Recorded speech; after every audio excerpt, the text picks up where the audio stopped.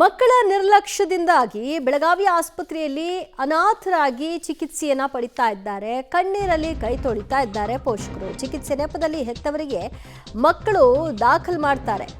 ಚಿಕಿತ್ಸೆ ಅವ್ರಿಗೆ ಅನಿವಾರ್ಯ ಇರುತ್ತೋ ಇಲ್ವೋ, ಆದರೆ ಮೆಂಟಲಿ ಅವ್ರನ್ನ ಡಿಸ್ಟರ್ಬ್ ಅಂತೂ ಮಾಡ್ತಾ ಇರೋದು ಕಟ್ಟಿಟ್ಟ ಬುತ್ತಿ. ಕಳೆದ 2 ವರ್ಷದಿಂದ ಚಿಕಿತ್ಸೆ ಪಡಿತಾ ಇದ್ದಾರೆ ಪೋಷಕರು, ಆದರೆ ಮಕ್ಕಳು ಮಾತ್ರ ಬರಲೇ ಇಲ್ಲ. ಚಿಕಿತ್ಸೆಗೆ ದಾಖಲಿಸಿದ ಬಳಿಕ ಸಂಪರ್ಕ ಕಳೆದುಕೊಂಡಿರುವಂತಹ ನಿರ್ದಯಿ ಮಕ್ಕಳು. ಕಳೆದ 2 ವರ್ಷದಲ್ಲಿ 160 ವೃದ್ಧರು ಈಗ ಆಸ್ಪತ್ರೆಯಲ್ಲೇ ಇದ್ದಾರೆ. ಜನವರಿಯಿಂದ ಮಾರ್ಚ್ವರೆಗೂ 35 ಜನರನ್ನ ವೃದ್ಧಾಶ್ರಮಕ್ಕೆ ಶಿಫ್ಟ್ ಮಾಡಿದ್ದಾರೆ. ಸದ್ಯ ಬಿಮ್ಸ್ ಆಸ್ಪತ್ರೆಯಲ್ಲಿ 17 ಜನರ ಒಂದು ಆರೈಕೆ ಆಗ್ತಾ ಇದೆ. ಮಕ್ಕಳ ನಿರ್ಲಕ್ಷ್ಯದ ಪರಿಣಾಮ ಬೆಳಗಾವಿ ಆಸ್ಪತ್ರೆಗಳಲ್ಲೇ ಹೆಚ್ಚಿನ ಸಂಖ್ಯೆಯಲ್ಲಿ ವೃದ್ಧರು ಕಣ್ಣೀರಾಗ್ತಾ ಇದ್ದಾರೆ. ಕಳೆದ 2 ವರ್ಷದಿಂದ ಚಿಕಿತ್ಸೆಯನ್ನು ಪಡಿತಾ ಇದ್ದಾರೆ. ಇವತ್ತೆಲ್ಲ ನಾಳೆ ಮಕ್ಕಳು ಬರ್ತಾರೆ ಅಂತ ಅವರು ಕೂಡ ಯೋಚಿಸ್ತಾ ಇದ್ದಾರೆ. ಸಾಮಾನ್ಯವಾಗಿ ಆಸ್ಪತ್ರೆಯಲ್ಲಿ ಟ್ರೀಟ್ಮೆಂಟ್ ತೆಗೆದುಕೊಳ್ತಿರೋ ಹಂತದಲ್ಲಿ ಅವರಿಗೆ ಬೇಕಾಗಿರೋದು ಮಾರಲ್ ಸಪೋರ್ಟ್. ನಿಮ್ಮ ಜೊತೆಗೆ ನಾವಿದ್ದೀವಿ ಅನ್ನುವಂತಹ ಧೈರ್ಯವನ್ನು ತುಂಬುವಂತಹ ಮಕ್ಕಳು. ಆದರೆ ಆ ಮಕ್ಕಳೇ ಅವರ ಕೈ ಹಿಡಿದಿಲ್ಲ ಅಂತಂದರೆ ಆ ಪೋಷಕರು ಅವರ ಒಂದು ಆರೋಗ್ಯವನ್ನು ಚೇತರಿಸ್ಕೊಳ್ಳೋದಾದರೂ ಹೇಗೆ, ಮತ್ತು ಅವರ ಮೆಂಟಲಿ ಸ್ಟ್ರಾಂಗ್ ಆಗೋದಾದರೂ ಹೇಗೆ? ಅವರು ದಿನೇ ದಿನೇ ವೀಕ್ ಆಗ್ತಾ ಇದ್ದಾರೆ. ನೋಡಿ, ಈ ಥರದ ಪರಿಸ್ಥಿತಿ ಈಗ ಸದ್ಯ ಬೆಳಗಾವಿಯ ಆಸ್ಪತ್ರೆಯಲ್ಲಿ ಕಂಡು ಬರ್ತಾ ಇದೆ.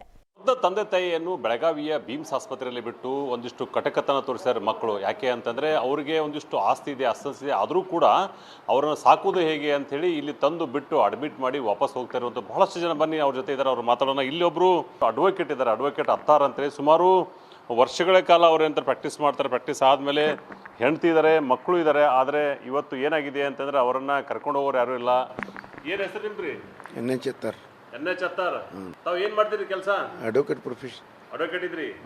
ಈಗ ಯಾರು ಮನ್ಯಾಗೆಲ್ಲ ಯಾರು ಅದಾರ? ಈಗ ಮನ್ಯಾಗ ಕಲೆಗಾರವಾಣಿ ಕರ್ನಾಟಕ ಸರ್ಕಲ್ ರಿವಾರ್ಪೇಟ ಕುಟುಂಬ ಮನೆ ಅದಾರ. ನಿಮ್ಮ ಮಿಸಸ್ ಅದಾರ?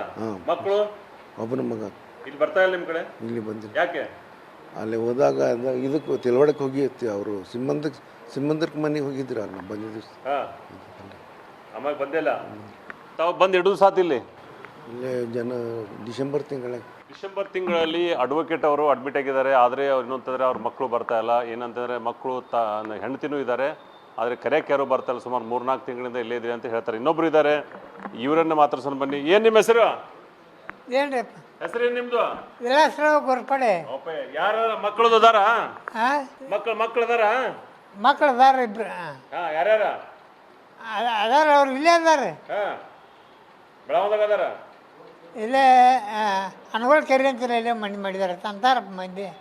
ನಾಳೆ ಹೋಗಿರಲ್ಲಿ ಮಂದಿ ಹೇಳುದ, ಅನಗೋಳ ಕೆರೆ ಅಂತೇಳಿ ನಿನ್ನ ಮಗ ಅಲ್ಲಿ ಗುಡ್ದಾಗ ಮಣ್ಣು ಮಾಡ್ಯಾರ ಅಂತೀರ.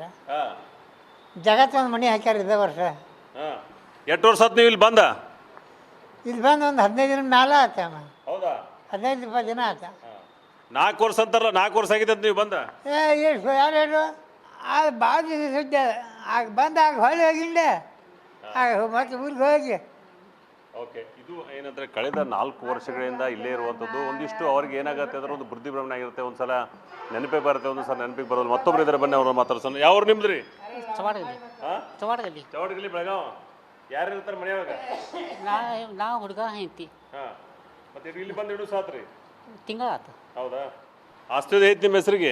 ಮನೆ ಐತಿ. ಮನೆ ಐತಿ. ಮಗ ಕರೆಯಕ್ಕೆ ಬಂದಿಲ್ಲ? ಇಲ್ಲ. ಯಾಕ? ನಾವು ಬ್ಯಾಂಕಿಗೆ ಹೋಗ್ತಾನೆ ಕೆಲ್ಸಕ್ಕೆ. ಬ್ಯಾಂಕ್ ಹೋಗ್ತಾ ನಿಮ್ಮ ಕಡೆ ಬಂದಿಲ್ಲ ಇಲ್ಲಿ? ಇದು ಏನಂತಾರೆ, ಇವ್ರ ಮಗ ಏನಂತಾರೆ ಬ್ಯಾಂಕಲ್ಲಿ ಕೆಲಸ ಮಾಡ್ತಾರೆ, ಹೆಂಡತಿ ಇದ್ದಾಳೆ, ಸ್ವಂತ ಮನೆ ಇದೆ. ಆದರೂ ಕೂಡ ಇವರನ್ನು ಇಲ್ಲಿ ಅಡ್ಮಿಟ್ ಮಾಡಿ ಹೋದವರು ಈ ಕಡೆ ಬಂದಿಲ್ಲ. ಈ ಥರ ಭಾಳಷ್ಟು ಕೇಸ್ಗಳು ವರದಿ ಆಗ್ತಾ ಇರುವಂಥದ್ದು. ಬೆಳಗಾವಿ ನಗರ ಮತ್ತು ಜಿಲ್ಲೆಯಿಂದ ಭಾಳಷ್ಟು ಜನ ಬೀಮ್ಸ್ ಆಸ್ಪತ್ರೆಗೆ ಬಂದು ಏನು ಮಾಡ್ತಾರೆ ಅಂತಾರೆ, ಅವರನ್ನು ತಂದೆ ತಾಯಿಯರನ್ನು ವರ್ಧರನ್ನು ಇಲ್ಲಿ ಬಿಟ್ಟು ಹೋಗ್ತಾರೆ. ಆಮೇಲೆ ಕೂಡ ಯಾರೂ ಬರೋದಿಲ್ಲ. ಹೀಗಾಗಿ ಸುಮಾರು 150ಕ್ಕೂ ಹೆಚ್ಚು ಕೇಸ್ಗಳು ಇದುವರೆಗೆ ವರದಿಯಾಗಿರುವಂಥದ್ದು. ಭಾಳಷ್ಟು ಜನರನ್ನೇ ಇವರು ಆಶ್ರಮಗಳಿಗೆ ಕಳಿಸಿದ್ದಾರೆ, ಅಂದರೆ ವೃದ್ಧಾಶ್ರಮಗಳಿಗೆ ಕಳಿಸಿ ಅವರೊಂದು ಸ್ಟೇಟ್ಮೆಂಟ್ ಮಾಡ್ತಾ ಇರೋದು. ಮತ್ತು ಜೊತೆಗೆ ಏನಂದರೆ 17ಕ್ಕೂ ಹೆಚ್ಚು ಜನರನ್ನು ಬೇರೆ ರಾಜ್ಯಗಳಿಗೆ ಕಳಿಸಿ ಅಲ್ಲಿ ಇರ್ತಕ್ಕಂಥ ಅವರ ಏನು ಪೇರೆಂಟ್ಸ್ ಅವರು ಅವರನ್ನು ಕೂಡ ತಲುಪಿಸಿರುವಂಥದ್ದು. ಆದರೂ ಕೂಡ ಇಲ್ಲಿ ಈ ಥರ ಆಗ್ತಾ ಇರೋದು ಭಾಳಷ್ಟು ವಿಷಾದನೀಯ ಸಂಗತಿ ಅಂತಲೇ ಹೇಳ್ಬೋದು. ಕ್ಯಾಮ್ರಾ ಪರ್ಸನ್ ಜೊತೆ ದಿಲೀಪ್ ಕುರುಂದಡೆ, ಪಬ್ಲಿಕ್ ಟಿವಿ, ಬೆಳಗಾವಿ. ಕೆಲವರು ಮನೆಯಲ್ಲೇ ಇರಿಸ್ಕೊಂಡು ಕೊಡಬಾರ್ದ ಟಾರ್ಚರ್ ಕೊಡ್ತಾರೆ. ಇನ್ನು ಕೆಲವರು ಜೊತೆಲಿ ಇಟ್ಕೊಂಡು ಅವ್ರನ್ನ ಸಾಕೋದು ಯಾಕೆ ಅಂತ ಹೊರಗೆ ಹಾಕ್ತಾರೆ. ಆದರೆ ತಾವುಗಳು ಚಿಕ್ಕವರಿದ್ದಾಗ ಅವರೆಲ್ಲವನ್ನೂ ತ್ಯಾಗ ಮಾಡಿ ನಿಮ್ಗಳ ಆರೈಕೆ ಮಾಡ್ತಾರೆ, ನಾಳೆ ನಮ್ಮನ್ನು ಕಾಪಾಡ್ತಾರೆ, ನಮ್ಮನ್ನು ನೋಡ್ಕೊಳ್ತಾರೆ ಅನ್ನೋ ಒಂದು ಸಣ್ಣ ಆಸೆ ಅವ್ರದ್ದು, ಅದೊಂದು ಕಮಿಟ್ಮೆಂಟು.